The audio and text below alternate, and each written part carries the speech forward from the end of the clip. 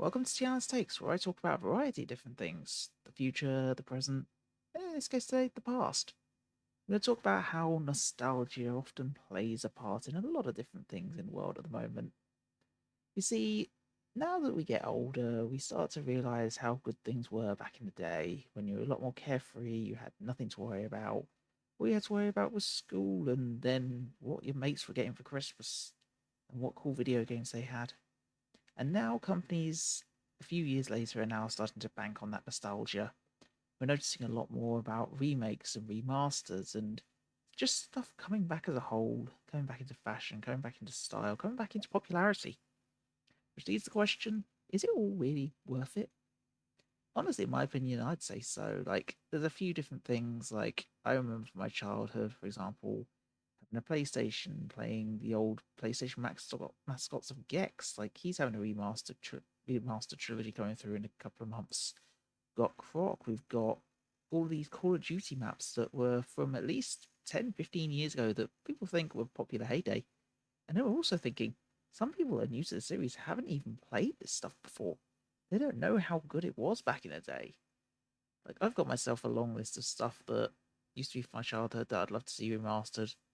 There's some stuff that's just been remastered too much, to be fair. And it also partly leads to the question, how soon is too soon for a remaster or a remake of something? Quite famously at the moment, PlayStation have been recreating a couple of games, actually. They've recreated Horizon Zero Dawn, despite the fact it's only like 5 or 6 years old, it feels like. Until Dawn, again, another game that's only, what, 8, 9 years old? Which really isn't that old, especially when you can still play it on current gen materials. The real thought is something that's too old is something that you can't really get access to anymore. Stuff like, say, for example, Sonic Heroes. It's an old GameCube game, an old PC game that really wouldn't play well on anything today. So that's why it really needs a remaster, because it was popular with the crowds, and it'd get a whole new audience, really. Music's another one of those things, and there's a lot of radio stations that create their 90s, their noughties, their 2010s playlists, and it all just banks on nostalgia of hearing the music and just remembering the good old times. The good old times of just being able to relax to some music and just enjoy life, really. And that's where the gaming nostalgia also comes in as well. You think back to the PlayStation 1 sound, the PlayStation 2 loading screen, and as soon as you hear it, you just remember the good times. Famously as well, the GameCube loading screen, like the cube that goes around in the square, and just it's so remembering, and it just brings back the good memories. But honestly, now life just gets a little harder. You just want to go back and remember them and relive them, and that's why preservation of this kind of material is really important. Sure, it's all like these companies want to nickel and dime you for these remasters and remakes, and people will buy them. People want to remaster, remember this stuff.